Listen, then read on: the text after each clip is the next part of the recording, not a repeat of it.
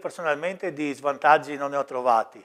Al contrario, trovo molto utile, mi rende molto più tranquillo, in quanto sono consapevole che tutti i dati vengono registrati e quindi qualsiasi evento accada, dall'altra parte c'è qualcuno che mi avvisa. Si tratta di un sistema di monitoraggio remoto che va inserito nella linea telefonica e tenuto accanto al letto. Questo sistema registra tutti i dati sia clinici che cardiaci e di notte vengono spediti a una centrale. Sono 3 anni che uso questo sistema e di particolari svantaggi non ne ho trovati.